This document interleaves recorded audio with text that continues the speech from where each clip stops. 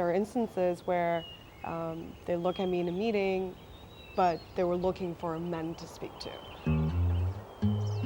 My name is Annabelle Huang. I'm a managing partner at Amber Group. I've been with the firm for more than 4 years, so it's been a long journey. I've covered many areas within the firm, starting running the trading side, structured products, all the way to product, and now more so on the business development side. And so, how do you define success? I think everybody has a different definition of it. For me, it's just a good reminder to always look back and think what you have done. It's always dynamic. Every time I think I've reached a milestone, then you realize there's so much more that you can do. And I think that's a process of how we all grow. What are some challenges and struggles you have faced so far?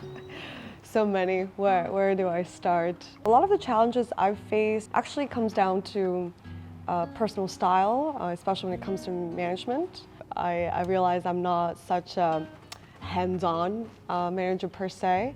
I actually view my team more as a sports team. We are very close. We work very hard together towards the goal of winning or closing deals or building something in the space. And I'd like to think I'm more like a coach where I'm not technically, physically or mentally better than the athletes themselves, but I'm here to bring in the experience, to bring the strategy, to bring in the perspectives and help to empower them to do what they do best. Do you think there are factors or instances that has negatively affected women in this space? Yeah, I can certainly think of a few. I think first of all, just kind of this perception or still stereotype towards women in crypto, or I guess women in tech, is that we're not always taken as seriously as we should be. I think especially in Asia, where there are instances where they look at me in a meeting, but they were looking for men to speak to. So I had to really insert myself and promise them or show them that I am here to talk business, I am serious, and I am in charge.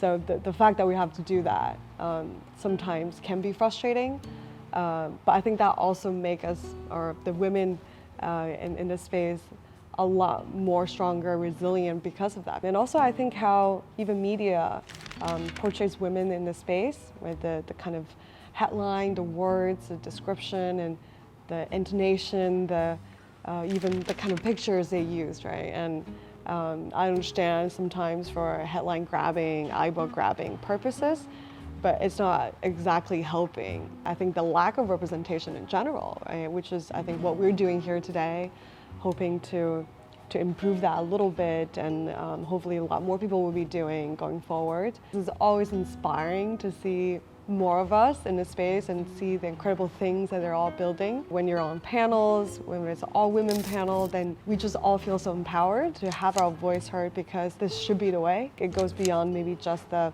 women groups, but everything that we're all doing together to bring more representation to the space. Over the last 5+ years, I've it felt like decades already, and you're just able to see and grow so much in such a short amount of time. It's a path of self-discovery, of a lot of challenges, but at the end of the day, it really reminds me of my own ambition and my team's ambition, what we really want to build, and it's just such a rewarding journey to go through with it. A lot of the women group that we've talked about, you just know that they've been through a lot of the similar things that you've been through. So there's that level of familiarity and connection.